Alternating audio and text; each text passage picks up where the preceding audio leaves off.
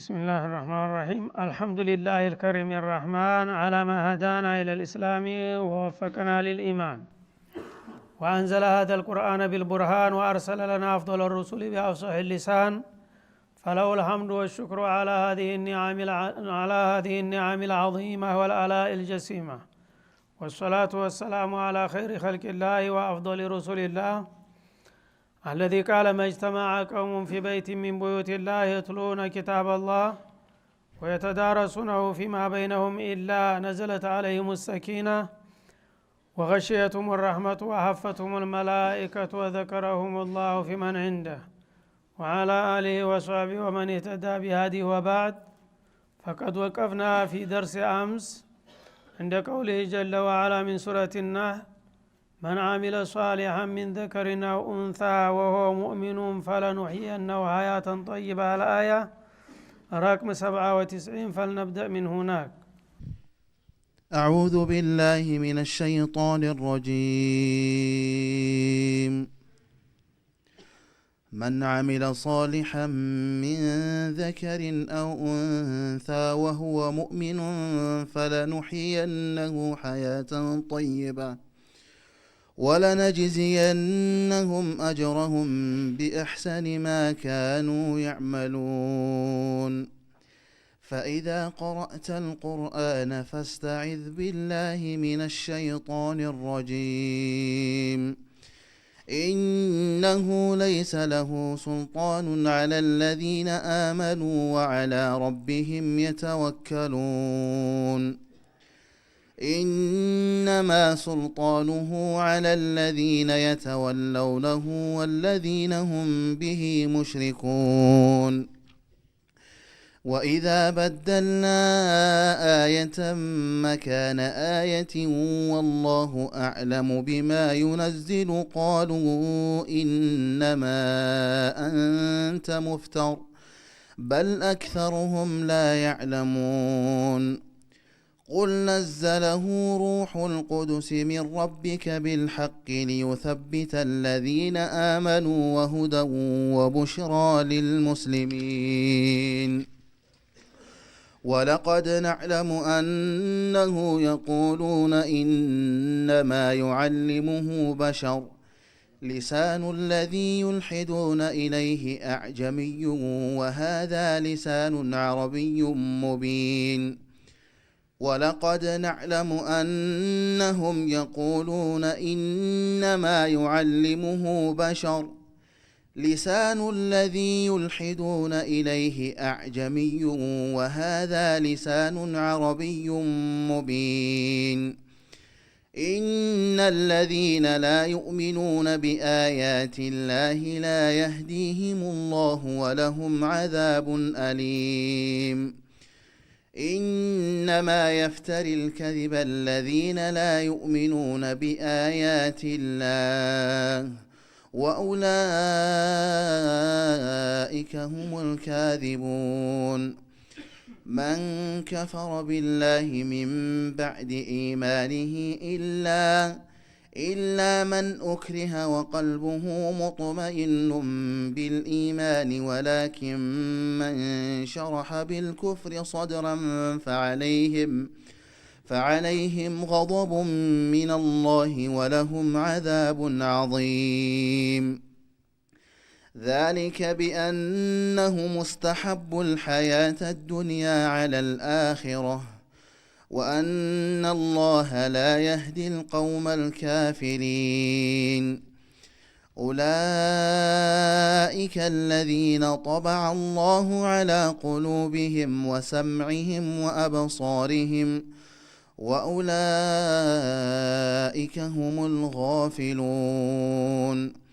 لا جرم أنهم في الآخرة هم الخاسرون. ثم إن ربك للذين هاجروا من بعد ما فتنوا ثم جاهدوا وصبروا إن ربك من بعدها لغفور رحيم. በትናንትናው ዕለት በነበረው ደርሳችን ስለ አህድ አላህ Subhanahu Wa Ta'ala አውስቶ አህድ የኢማን መመዘኛ መሆኑን በሚገባ አትኩሮበት ነበር እና አህድ በጣም ለኢስላም ዋነኛ ሚዛኑ ነው።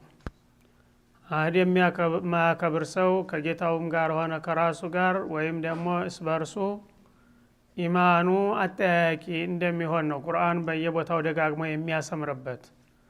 ስለዚህ ቃል ኪዳናችንን የማክበር ልምድ ሊኖረን ይገባል ማለት ነው። እንደው ዝም ብሎ የተለምዶ የባህል እስላም መሆን የለብንም። ቁርአንን ምንቀራው ራሳችንን ለመለወጥ መሆኑን መታወቅ አለበት። አላህ መመሪያ ምንድነው የሚለው? ከኛ ምን ይፈልጋል? በሚያተኩርባቸው ነጥቦች ላይ ሁሉ ራሳችንን መዳሰስ ይኖርብናል ማለት ነው። እንደው እየሰማን የምናሳልፈው ከሆነ ሁጃ ይሆናል። አልቁርአኑ ሁጀቱን ለከ ወዐለይክ፣ ቁርአን ላንተ ከሳሽህ ነው የሚሆነው። ካልሰራህበት ያው አላህ ፊት ይፋረድሃል፣ ከሰራህበት ደግሞ ይመሰክርልሃል፣ ይሸፍዓሃል ተብሏልና አህድ በጣም ተሚያተኩርባቸው ነገሮች ስለሆኑ ብዙ ሱራ ላይ በብዙ አያቶች ደጋግሞ መላልሶ አህድን አላህ Subhanahu Wa Ta'ala ኢነል አህደ ካነ መስኡላ እንደሚለው ቃል ኪዳን በአላህ ፊት በጥብቅ አስጠያቂ ነው። ቃል ኪዳን ራሱ እንደ ሰው ሆኖ በገሃድ መጥቶ ያከበሩትንና የደፈሩትን ሰዎች የሚካሰስና የሚፋረድበት ቀን እንደሚመጣ ነው ደጋግሞ የሚናገረው ማለት ነው። ስለዚህ የቃል ኪዳንን ነገር እንድናስብበት ያስፈልጋል። ትናንትና ምናልባት ብዙዎቻችሁ ስላልመጣችሁ እንዲሁ ጽንሰ ሐሳቡን እንኳን ለማስታወስ ፈልጌ ነው። የዛሬው ደርሳችን ግን ያው ከቆምንበት ነው የምንነሳው። መን አሚለ ሷሊሐን ሚን ዘከሪን አው ኡንሳ ይላል። አላህ Subhanahu Wa Ta'ala የወደደውንና የመረጠውን ብሎም ያዘዘውን ነገር መልካም በጎ የተባለን ነገር የሰራ ወይም የገበየ ሰው ሰራተኛው ወንድም ይሁን ሴት ይላል። የጾታው ልዩነት ችግር አይኖረውም። ዋናው ነገር ሙእሚን ሆኖ አንድ ሰው ጌታው ያዘዘውን ነገር በዋጅብ ደረጃም ቢሆን በሙስተሐብ ደረጃም ቢሆን አላህ የወደደውንና የፈቀደውን መልካም ነገር የሰራ ሰው ሴትም ሆነ ወንድ ወሆ ሙእሚን وقبل ذلك كله أن يكون مؤمنا يشترط أن يكون لقبول العمل مؤمنا مؤمن قال هنا عندي سو بسرام تقبلنت يلومنا والحال أن العامل سواء كان ذكرا أو أنثى يشترط أن يكون مؤمنا مخلصا بإيمانه يسألنا تككلنيا ፍጹም አማኝ መሆን ይኖርበታል ማለት ነው።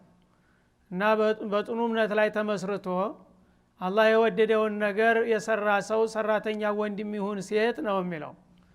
ምንድነው በአላህ ዘንዳ የሚያገኘው ወረታ ወይም ዋጋ?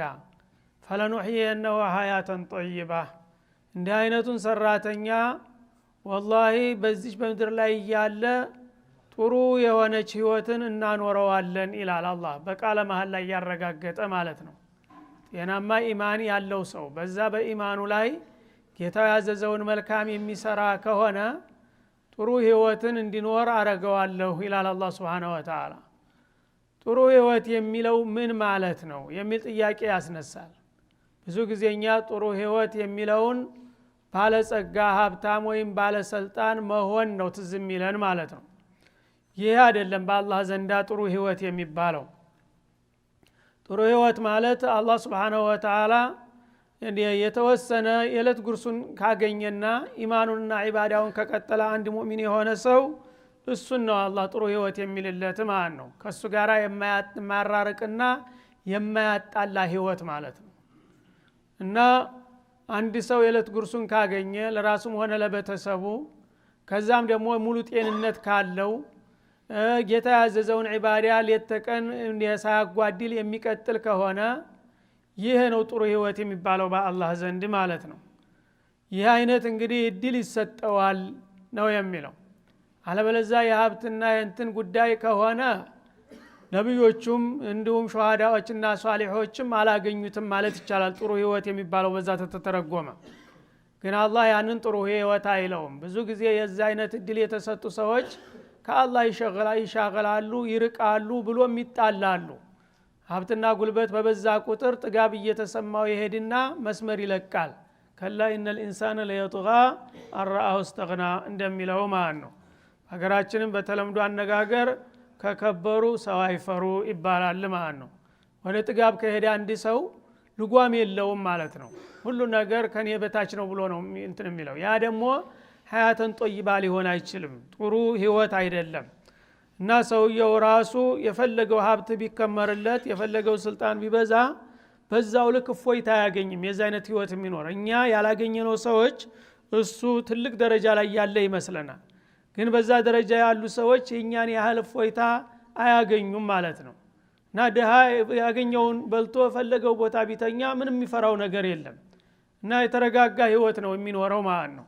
አንድ ባለስልጣን ግን በየደቂቃው ሞት ነው የሚጠብቀው ማለት ነው።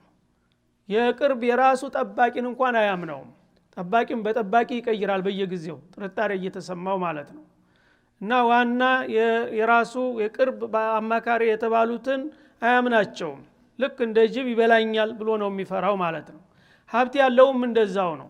እና ውድድር ነውና ህይወት ሌሎቹ ሀብታሞች እንዳይበልጡት ሁልጊዜ ሌት ተቀን መጨነቅ ነው ማለት ነው። ወይም ደግሞ በአንድ ምክንያት ኪሳራ ላይ እንዳይወድቅ ወይም እንዳይከሰስና ችግር እንዳይመጣበት ሁልጊዜ እንቅልፍ ያጣል ማለት ነው። እና ሀያተን ጦይባ አያገኝም። እና ሀያተን ጦይባ የሚያገኘው አላህ ሱብሓነሁ ወተዓላ ትክክለኛ ኢማን ሰጥቶት በዛ ኢማን ላይ ተመስርቶ ከኻሊቅም ጋራ ተመክሉቅም ጋራ የማንንም መብት ሳይነካ ማንንም ሳያስቀይም በጥሩ ሁኔታ የሚኖር ሰው እሱ ነው ሀያተን ጦይባ የሚባለው። በዱንያ ምንም የሚያሰጋው የሚያስፈራው ነገር የለም። በአኺራም ደግሞ ትክክለኛው መንገድ እስከተከተለ ድረስ ምንም የሚያስፈራው ነገር የለምና የዛ አይነት ጥሩ ህይወት እንደምናኖር ነው ይላል ማለት ነው። ወለነጅዚየነሁም አጅረሁም ቢአህሰኒ ማ ካኑ ያዕመሉን። እና እንዲህ አይነቶቹን ሰራተኞች እንግዲህ ሁለት ምንዳ ነው የመደበላቸው። አንደኛ በዚሁ በዱንያ ህይወታቸው ላይ ያሉ የተረጋጋና እፎይታ ህይወት እንደሚሰጣቸው ቃል ሲገባላቸው፣ ሁለተኛ ደግሞ በዛኛውና በዘላቂው ዓለም የተሟላ ታላቅ ዕድል እንደሚቸራቸው ያረጋግጥላቸዋል ማለት ነው። እና በሰሩት ስራ አንጻር ነጅዚየነሁም አጅረሁም ቢአህሰኒ ማ ካኑ ያዕመሉን፣ በሰሩት ስራ አንጻር ከሰሩት ምርጥ በሆነው የስራ ደረጃ ይመነዳቸዋል ይላል። ማለት በስራቸው ልክ አይደለም ያለው። ስራ ሲባል እንግዲህ ከፍተኛ ስራ አለ፣ ዝቅተኛ ስራ አለ፣ መካከለኛ ስራ አለ። ወደ አላህ የሚያቃርብ የተባለው ስራ ማለት ነው። እና በኢኽላስም ደረጃ ስታየው ደግሞ በጣም ፍጹም ሆነ በኢኽላስ የሰራው አለ፣ ትንሽ ሉንታ የጨመርክበትም ይኖራል፣ ወይም ደግሞ ሰው ይምሰል ብለህ የምትሰራውም ይኖራል ማለት ነው። በመእሙራቶቹም ደረጃ እንደዛው በፈርድ ደረጃ የታዘዙ አሉ፣ በዋጅብ ደረጃ የታዘዙ አሉ፣ በሙስተሐብ ደረጃ የታዘዙ አሉ። እና አህሰን የሚባለው ከፍተኛ ደረጃ ያለው ማለት ነው። እና ተራ ስራህ እንኳን ሳይቀር ሙስተሐብ የሚባለውን ስራ ለአላህ ብለህ ከሰራኸው ልክ እንደ ዋጅብ እንደ ፈርድ አድርጎ ይመነዳሃል ነው የሚለው አላህ ሱብሓነሁ ወተዓላ። እና አንድ ባንድ አይደለም የሚመነዳ።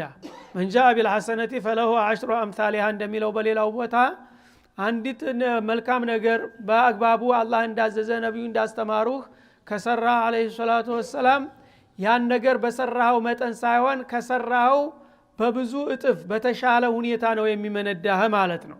እና ዝቅተኛ ከተባለ በአንድ 10 እጥፍ ነው የሚመነዳህ።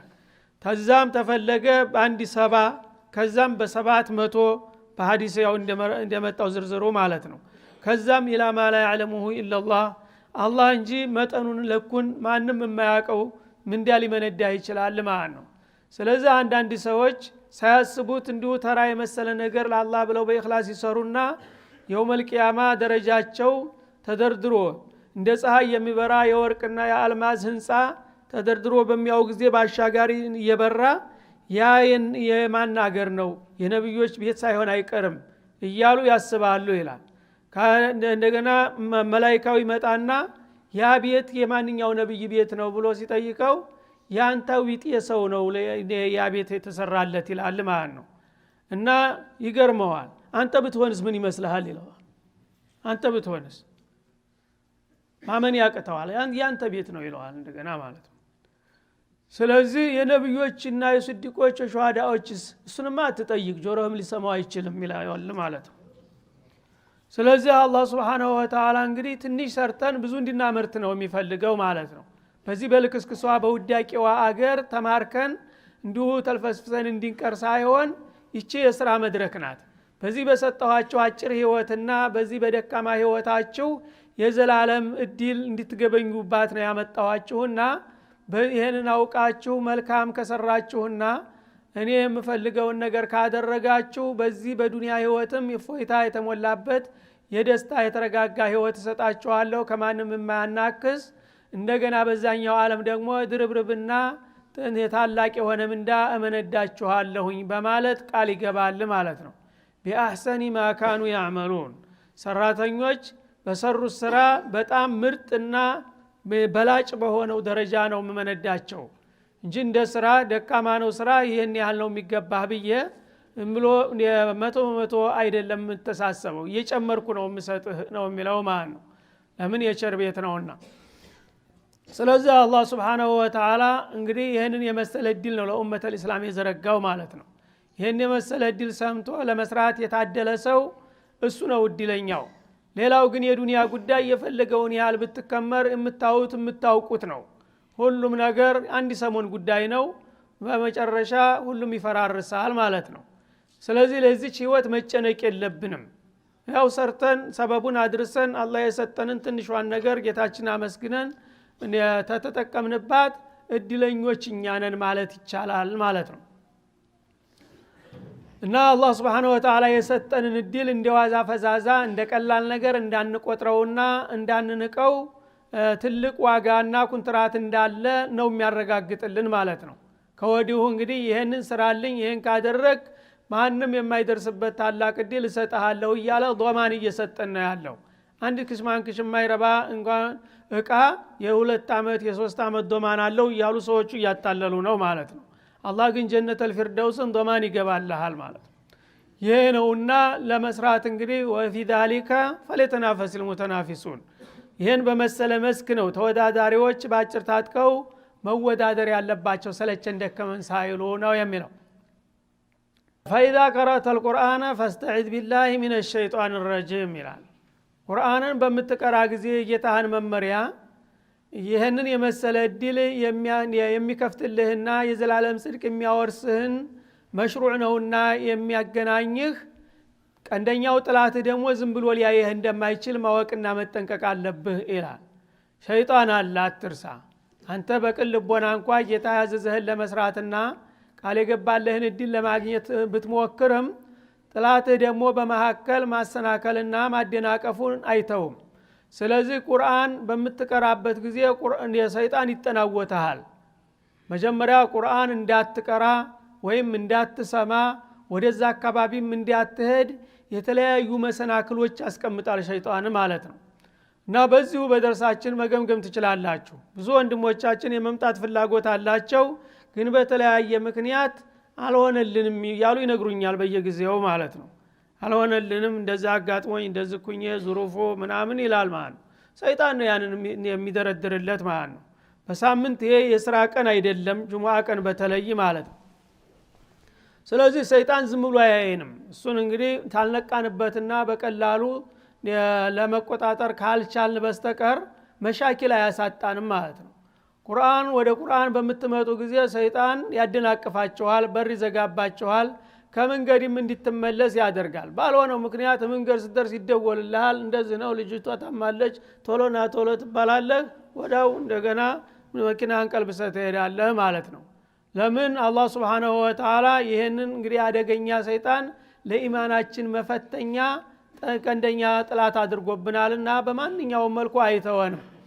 فإذا قرأت القرآن قرآንን ለመቅራት በመታሰብ ጊዜ إذا قرأت ማለት إذا أردت قراءة القرآن أو سماعه قرآንን ልትቀራ ወይ ልትሰማ በመታሰብበት ጊዜ ሰይጣን ወደዚህ ዲል እንድትመጣ አይወድም አይፈቅድምና እሱ ደግሞ ከዛ የምትርቅበትን ሁኔታ ነው የሚያመቻቸው።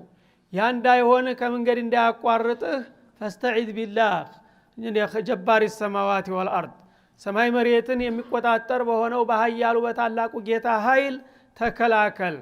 ጌታ ይሄንን ማላየውንና የማልጋፋውን ጥላቴን አንተ ያዝልኝና ዳኝልኝ ብለህ ለጌታ ቤቱታ ማቅረብ ይኖርብሃል ማለት ነው። ያኔ አላህ Subhanahu Wa Ta'ala ቀዊ ቀድር ነውና ወዳውኑ እሱን አሽቀንጥሮ ይጥልልሃል ማለት ነው። ምን الشيطان الرجيم የተረገመ ከሆነው ሰይጣን ተንኮል በጌታዬ ኃይል እከላከላለሁኝ ታልክ ወደ ጌታ ሸሸህ ማለት ነው። ፈፊሩ ኢላላህ እንዳለው የዛ ጊዜ ጌታ ደግሞ ይደርስልህና ከሱ ተንኮል ያርቀሃል ይላል ማለት ነው። እንግዲህ በመሰረቱ የሰው ልጆች ሁለት አይነት ጥላቶች አሏቸው ማለት ነው።